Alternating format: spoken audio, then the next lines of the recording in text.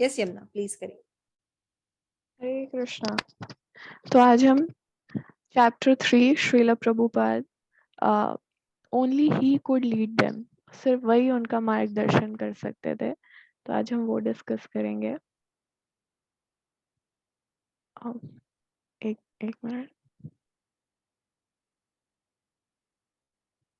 तो हमने पिछली बार जाना था कि प्रभुपाद सैन फ्रांसिस्को पहुंच गए हैं, और अब सैन फ्रांसिस्को में उनके पीछे रिपोर्टर्स आए, इंटरव्यू हुआ, और उनकी जो वेलकम था, बहुत ग्रैंड वेलकम किया सैन फ्रांसिस्को में उनके कुछ डिसाइपल्स और बहुत सारे नए लोग थे। तो उसके बाद प्रभुपाद ने रेस्ट किया, और नेक्स्ट डे ही प्रभुपाद आधी रात में लगभग 1 बजे, मतलब उनके अलार्म बजने से पहले ही प्रभुपाद उठ गए, और बहुत एक उत्तरी ओढ़ के उसके बाद प्रभुपाद बहुत ही ज़्यादा डीप कंसंट्रेशन के साथ बैठ जाते हैं और चैंटिंग करने लगते हैं रात के 1 बजे। और उसके बाद 1 घंटा चैंटिंग करने के बाद प्रभुपाद इमिजिएटली अपना नेक्स्ट वर्क, राइटिंग, जो ट्रांसलेशन का उनका जो कर्तव्य था वो करना स्टार्ट कर देते हैं। और जब प्रभुपाद ये कर रहे थे, तो तब प्रभुपाद अभी भागवतम स्टार्ट कर रहे थे। हालांकि प्रभुपाद ने पिछले 2 साल से अभी तक, मतलब 2 साल पहले प्रभुपाद ने भागवतम का फर्स्ट कैंटो पब्लिश किया था, और अभी 2 साल हो चुके थे, अभी तक कुछ भी पब्लिश नहीं हुआ था, जबकि प्रभुपाद दिन रात सेकंड कैंटो के टूवर्ड्स काम कर रहे थे, प्लस साथ में भगवत गीता भी कर रहे थे। भगवत गीता प्रभुपाद ने 1940 में, जब वो कोलकाता में थे, तब उन्होंने लिखा था, लेकिन वो किसी तरह से मिसप्लेस हो गया था। इसके पीछे की भी एक स्टोरी है जो कि यहाँ मेंशन नहीं है, लेकिन किसी वजह से जब बाद में उन्होंने देखा, तो जो उनका मैन्युस्क्रिप्ट था भगवत गीता का, वो गायब था, और पूरी भगवत गीता प्रभुपाद ऑलरेडी तैयार कर चुके थे। तो उसके बाद प्रभुपाद ने जब न्यूयॉर्क आए, तो उसके बाद फिर से भगवत गीता स्टार्ट किया। स्टार्टिंग से, इंट्रोडक्शन से स्टार्ट किया, जब वो सेकेंड एवेन्यू में थे, 26 सेकेंड एवेन्यू में। उसके बाद पूरी भगवत गीता भी पूरी तैयार थी। अब प्रभुपाद का एक पूरा ट्रंक तैयार था, जिसमें भगवत गीता के सारे मैन्युस्क्रिप्ट थे, और सेकंड कैंटो भी ऑलमोस्ट पूरा हो चुका था। अब ज़रूरत थी कि जो उनके डिसाइपल्स हैं, जिनमें से एक हायरग्रीव थे, जो कि एक इंग्लिश प्रोफेसर थे, तो प्रभुपाद चाहते थे कि वो उसको एडिट करें, और उसके बाद कोई डिवोटी आए और वो उसको पब्लिश करे। लेकिन पब्लिशिंग इंडिया से ज़्यादा डिफिकल्ट था अमेरिका में, क्योंकि अमेरिकन बिजनेसमैन से डील करना इतना आसान नहीं था। और प्रभुपाद के डिसाइपल्स ये सर्विस लेने में, ये सेवा लेने में अभी इतने इंटरेस्टेड नहीं थे, क्योंकि उनको पता था ये बहुत मुश्किल है, टाइपिंग, एडिटिंग, पब्लिशिंग। तो प्रभुपाद ने वो सब साइड करके फिर चैतन्य चरितमृत भी स्टार्ट किया। तो प्रभुपाद कैसे रिकॉर्डिंग करते थे, इसको बहुत मतलब डिटेल में बताया, मैं उसको थोड़ा ब्रीफली बताऊंगी। कि प्रभुपाद के पास डिक्टाफोन था, तो वो इस तरह से था कि एक बटन क्लिक करते थे, टिक की आवाज़ आती थी, और फिर प्रभुपाद स्टार्ट करते थे। फिर प्रभुपाद चैतन्य चरितमृत स्टार्ट कर रहे थे, कि कैसे चैतन्य महाप्रभु जंगलों से होते हुए निकल रहे थे। फिर एक लाइन बोलने के बाद फिर से प्रभुपाद उस पे पॉज का बटन दबा रहे थे, और फिर एक ऐसे मशीन से साउंड आ रहा था। फिर प्रभुपाद कुछ रीड कर रहे थे, जो उनके पास बुक था, उसको रीड करके फिर से टिक की आवाज़ होती थी, और फिर प्रभुपाद आगे रिकॉर्ड करते थे। इस तरह से बार बार टिक, वो रिकॉर्डिंग स्टार्ट होती थी, और फिर एक साउंड आता था, फिर पॉज करते थे, फिर प्रभुपाद पढ़ते थे, फिर स्टार्ट करते थे, फिर ऐसे एक एक लाइन बहुत ध्यान से प्रभुपाद बोलते थे और रिकॉर्ड करते थे, और ऐसे करते करते 1 घंटा हो जाता है।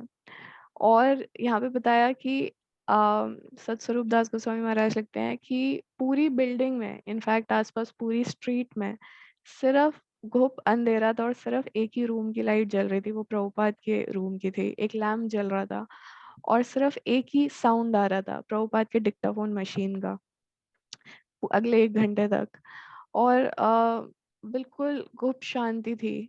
और प्रभुपाद, मतलब जैसे ही उठे, मतलब ऐसा भी नहीं वो वॉशरूम गए, मुंह धोया, कुछ नहीं, एकदम उठे, चैंटिंग किया, और वो बिल्कुल 1 मिनट भी वेस्ट नहीं किया, और वो इतने एब्जॉर्ब्ड होके अपना काम कर रहे थे। और ये जो पूरी परिस्थिति थी, ये बिल्कुल कैसे थी, ये सिचुएशन बिल्कुल जब वो राधा दामोदर टेम्पल में थे, वृंदावन में, बिल्कुल वैसी ही सेम सिचुएशन थी। वहाँ पे वो अपना यही रूटीन फॉलो करते थे। मतलब यहाँ पे महाराज लिखते हैं कि भले ही देश कोई भी था, कोई भी सिचुएशंस थी, मतलब न्यूयॉर्क आने के बाद तो उन्होंने इतना स्ट्रगल किया, मतलब इंडिया में भी किया बट न्यूयॉर्क में भी इतना स्ट्रगल किया, बट उनका रूटीन कभी नहीं हिला। इतनी सुबह उठना और उसके बाद वो जो पूरा एक परंपरा द्वारा ये जो संदेश है, इसको उनका जो एक रूटीन था कि मुझे ये लिख के देना है, तो वो करते थे। हालाँकि पहले डिक्टाफ़ोन नहीं था, बस यही फ़र्क था कि प्रभुपाद पहले टाइप कर रहे थे और अब न्यूयॉर्क में आके, अमेरिका में आके वो डिक्टाफ़ोन से कर रहे हैं। बस that was the only difference, लेकिन उनका रूटीन वही था। और जिस भी परिस्थिति जो भी रही, उनके दिमाग में बस यही था कि मुझे कृष्ण भावनामृत का ये जो संदेश है, ये पूरी दुनिया को देना है और यही मेरी सबसे इम्पोर्टेंट सर्विस है मेरे गुरु को, श्रीला भक्ति सिद्धांत सरस्वती ठाकुर प्रभुपाद को। और ये जो ख़्याल उनके मन में आता था कि ज़्यादा से ज़्यादा किताबें छपेंगी, ज़्यादा से ज़्यादा किताबें डिस्ट्रीब्यूट होंगी, ये सोचते ही वो तुरंत खड़े हो जाते थे रात में ही और ट्रांसलेशन करने लगते थे। फिर अपना ये कर्तव्य उस रात करने के बाद नेक्स्ट फिर वो मंगल आरती के लिए सुबह चले जाते हैं। उसके बाद अब टाइम आ रहा था मंत्रा रॉक डांस का, जो कि सैन फ्रांसिस्को के डिसाइपल्स, जिसमें मुकुंद प्रभु उस टाइम जो थे, उन्होंने डिसाइड किया था। हालाँकि न्यूयॉर्क में जो डिसाइपल्स थे बहुत ज़्यादा मतलब ऑब्जेक्शन कर रहे थे कि कैसे स्वामी जी ऐसे रॉक डांस में जाएँगे, वहाँ तो इतनी तेज़-तेज़ गिटार, लाइटिंग, इतना ऐसी सिचुएशन में प्रभुपाद का स्पिरिचुअल मैसेज कौन सुनेगा या आध्यात्मिक संदेश, ये प्रभुपाद के लिए जगह नहीं है, स्वामी जी को यहाँ नहीं जाना चाहिए। और प्रभुपाद भी पहले न्यूयॉर्क के डिसाइपल्स को शांत करने के लिए कह रहे थे कि हाँ, मैं नहीं जाऊँगा, मैं तो सिर्फ सैन फ्रांसिस्को के सेंटर देखने जा रहा हूँ। तो लेकिन मुकुंद महाराज जो थे, मतलब उनका वो बहुत डिटरमाइंड थे, दृढ़ थे कि नहीं, अगर ये मंत्रा रॉक डांस शो होगा तो बहुत लोग उस मतलब चैंटिंग भी करेंगे, प्लस हमारा जो न्यू टेम्पल है उसके लिए फंड्स भी रेज़ होंगे। तो प्रभुपाद ने जब मुकुंद महाराज का ये एंथुसियाज़्म देखा तो प्रभुपाद मान गए कि ठीक है, मैं मंत्रा रॉक डांस में आता हूँ। फिर हयग्रीव भी साथ में आए थे।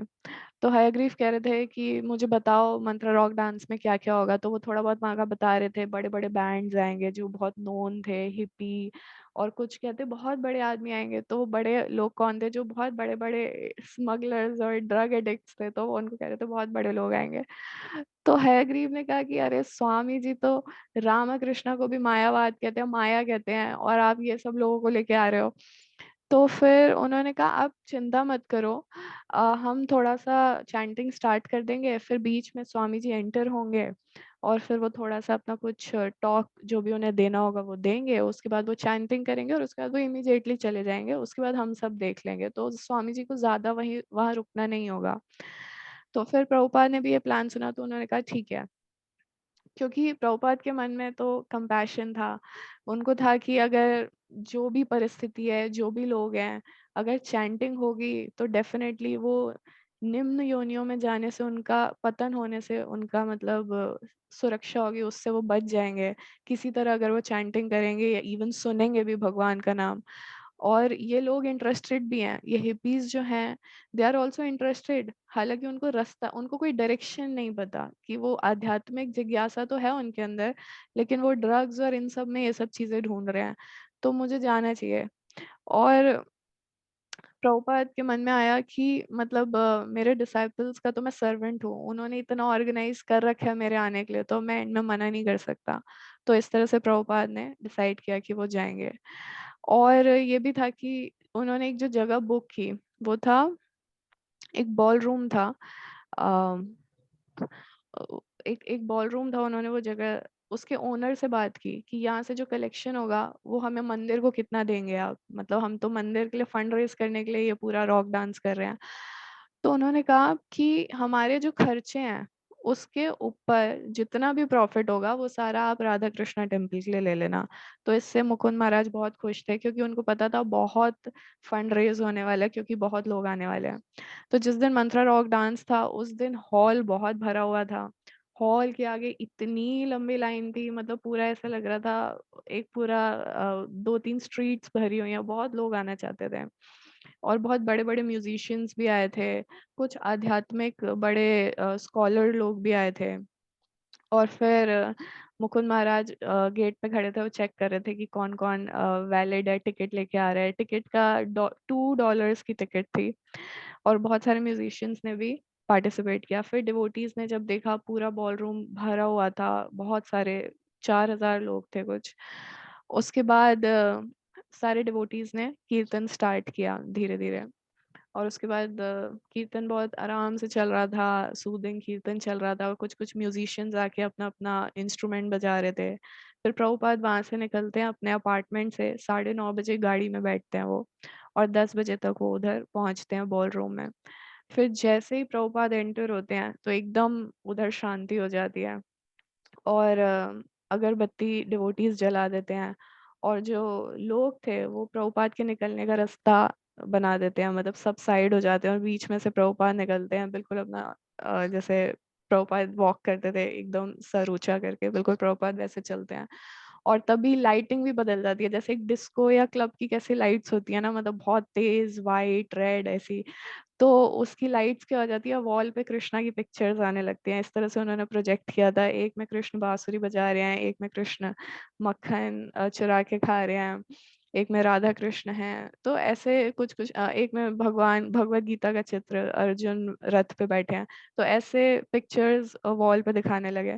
फिर प्रभुपाद आते हैं और बैठते हैं, आसन उनके लिए बनाया होता है। उसके बाद प्रभुपाद एलन गिन्सबर्ग को कहते हैं कि आप कुछ बोलें, you can speak something about mantra, mantra के बारे में आप कुछ कहिए।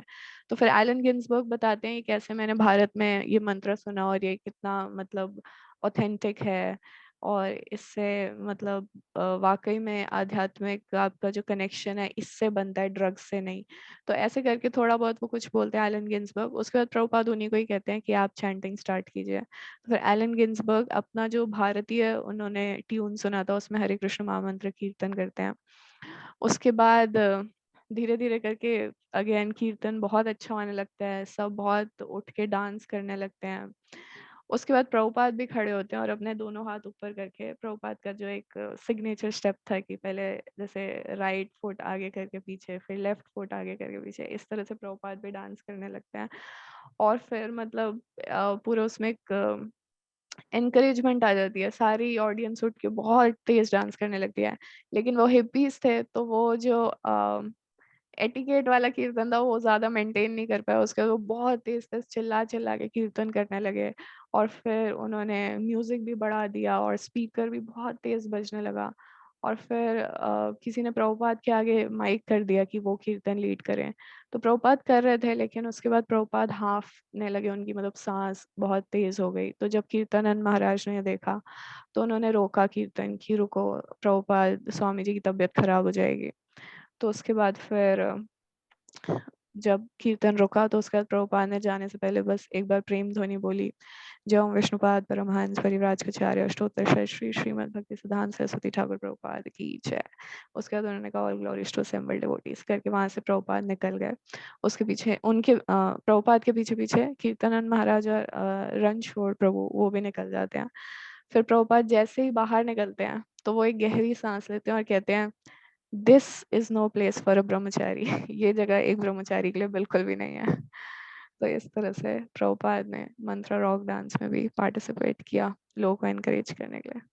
हरे कृष्णा, श्रीला प्रभुपाद की जय।